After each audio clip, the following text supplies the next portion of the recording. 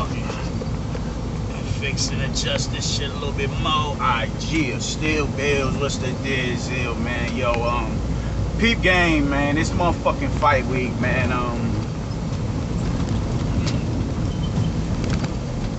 Finally here. Nobody flaked. I'm not too thrilled and excited about this fight, man. Honestly, I'm just not. I'd be lying if I said I can't wait. Nah, I'm really not giving a fuck about this fight. But I think my man ordering it, so I'm gonna slide on him and go watch it. You know, they Wilder supporters over there, man. But honestly, what can Wilder do different in this fight? Because, you know, I've said it before, man. I don't. If he's going in there planning to outbox the far more superior boxer, then he's already setting himself up for failure right there. I mean, the new acquired skill sets that Malik Scott has taught him, not brung out of him. Oh shit! Oh, oh man.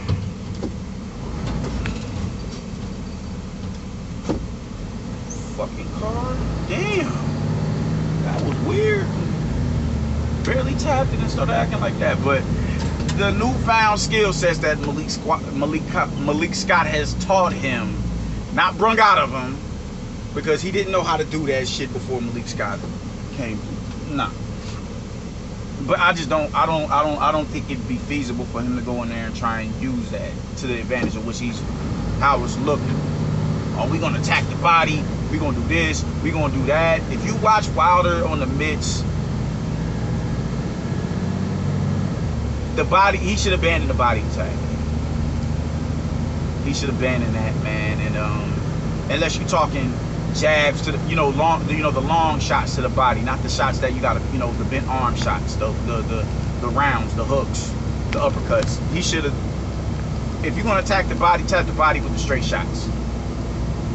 Because when you watch him on the mitts, you see him getting wildly off balance.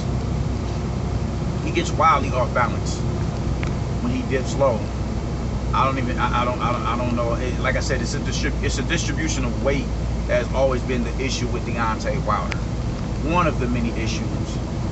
But the body attack just should not. Nah, man. Nah, because it's like when he decides he wants to tap the body, what means to tap it.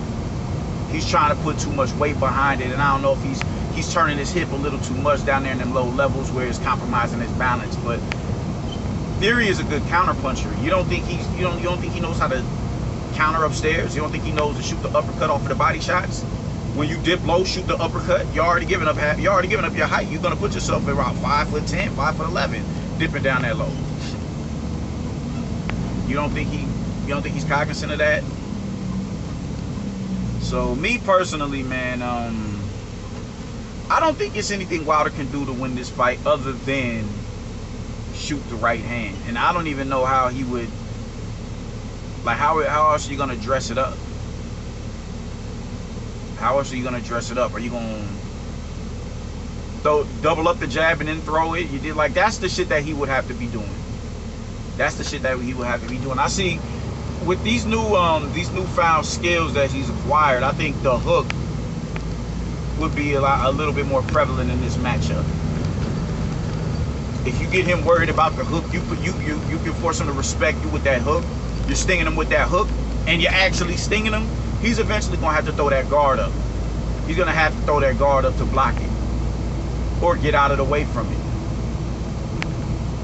So if you can get him to respect that hook, that right there should open him up for the right hand. Because people throw the right hand off of the hooks. They throw the two off of the three. So if you can line it up for the two, line him up for the two, really get him respecting them, really get him respecting those hooks. Line him up, land those threes, land those hooks to a point where it's a threat, it's an imminent threat. It's not just your right hand. Then I can see that. All right, yeah, I can understand that. That may bear good fruit. I mean, like I said, the double jab too. I think because you don't do double jabs, you don't pump the jab. So I mean, you double up on the jab, behind the 2. That can open him up as well. So where it's just not 1-2, it's 1-1-2.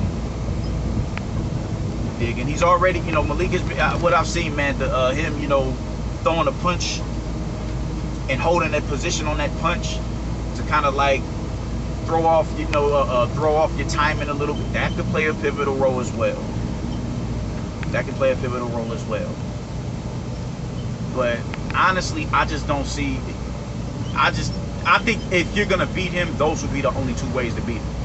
You can't beat him in the clinch.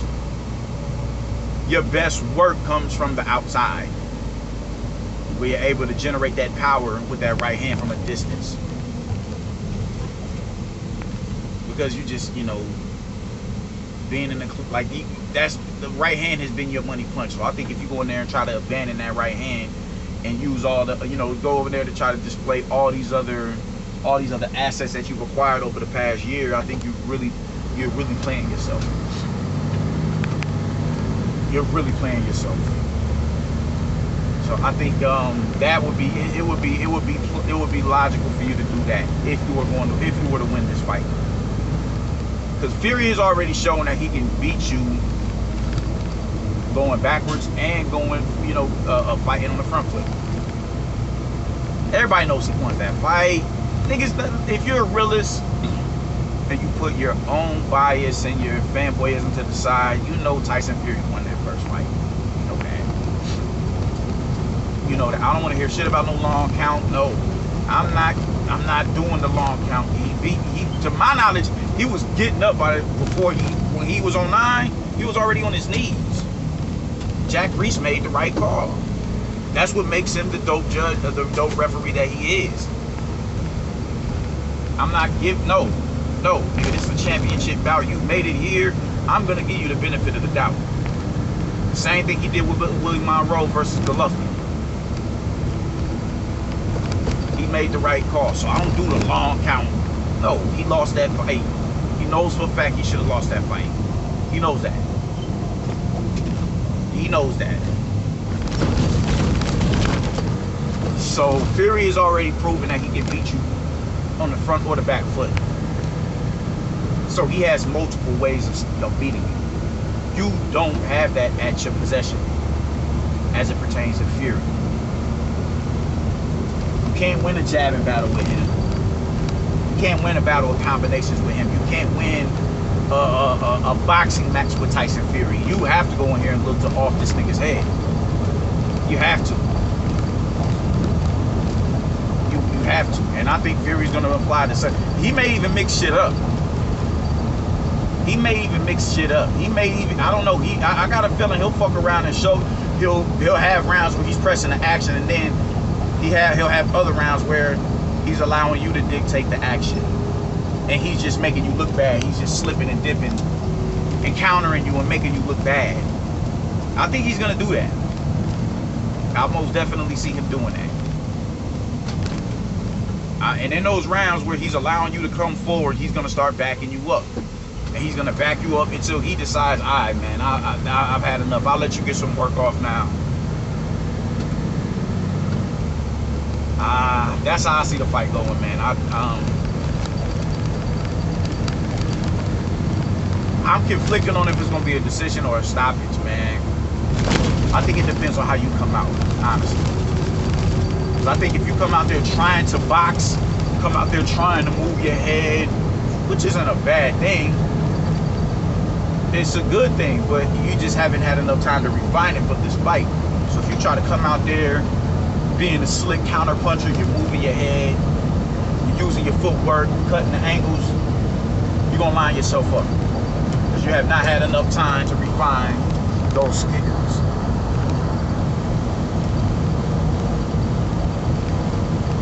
You're gonna have to come out there and put the pedal to the metal, and you know you're gonna have to do that because you can't come out there and do nothing else that's effective to Tyson Fury. And for that, I think that's the reason why he's going to win this fight. If you go out here and you make it a competitive fight, you come out here and you look better than ever, which it's a possibility you will. There's a possibility you can come out looking better than ever.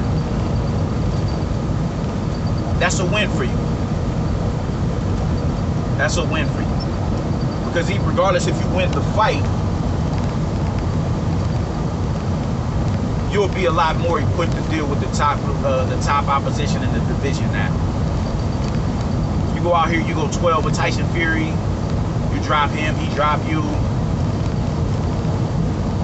But we see the fruits of your labor coming into play. You know what I'm saying? We see the seeds that Malik Scott planted paused within you. For, you know, and we see that, all right, man, this could actually be a worth later on than he could deal with the Joe Joyce.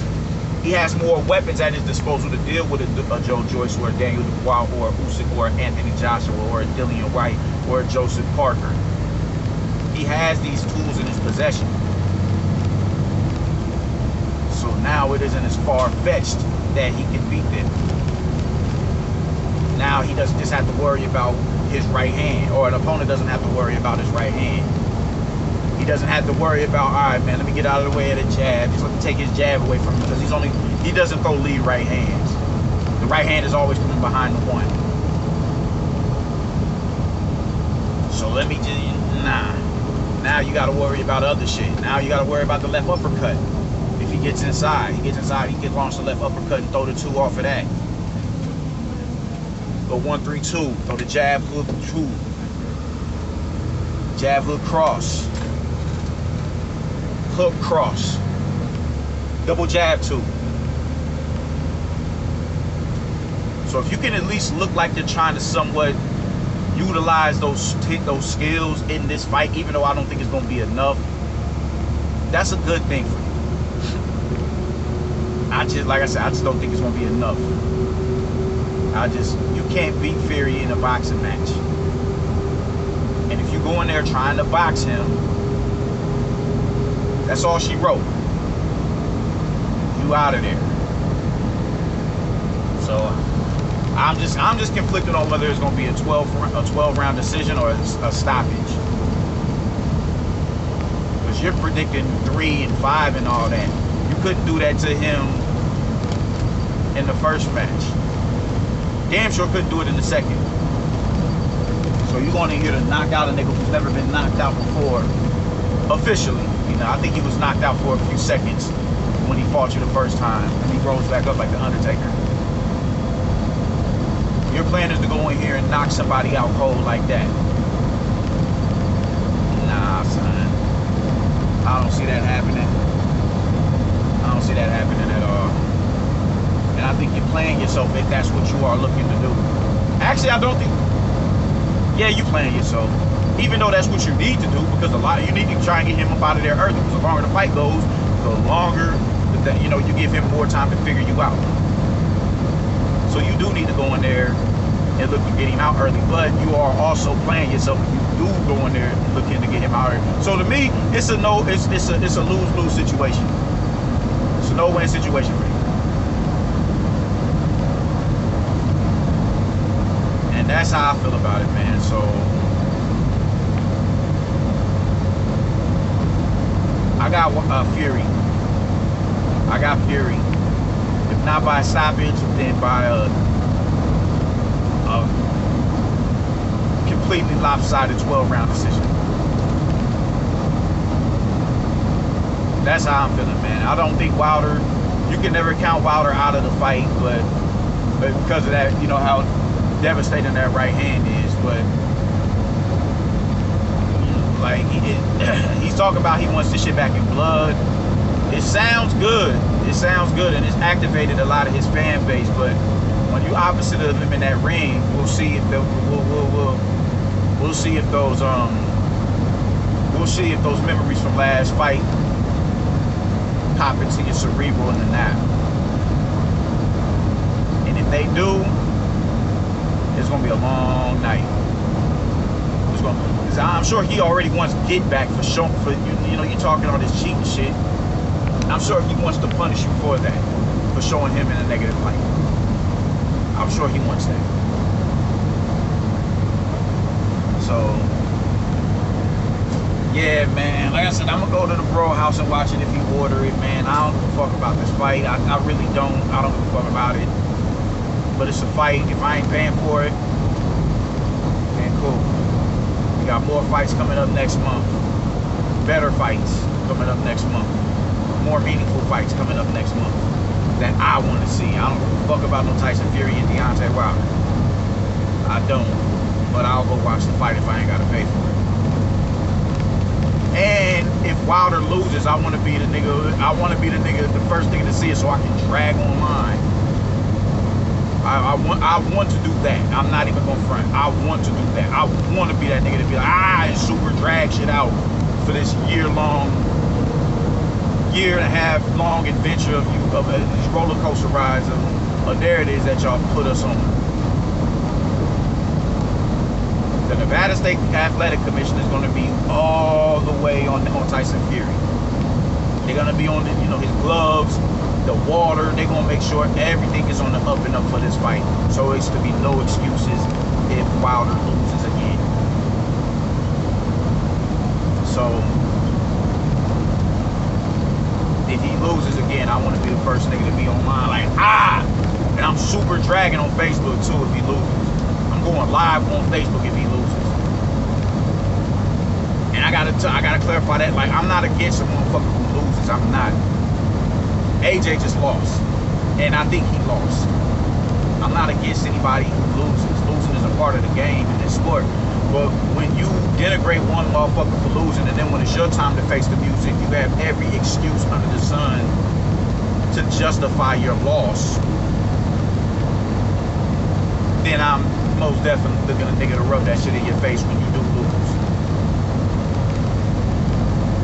And I don't give a fuck. I don't. Yeah, I don't. So, yeah, that's how I feel about it, man. I got Wilder losing either a lopsided 12-round decision or by stoppage. Maybe late stoppage. He's saying earlier than the last stoppage, but Fury be talking this shit. That's what he's supposed to do. I don't think he's gonna go out there and eradicate Wilder in but 4 or 5 rounds. I don't think he's gonna do that. They both predicted 5 rounds. I don't see that happening for either of them. Man. Yeah, that's how that shit goes, man. Like and subscribe. Let me know what the fuck y'all think. Let me know if I'm burnt the fuck out or if I'm on to something, man. I'll be, like I said, I'm going live with these losers, so be on the lookout for that. Thanks.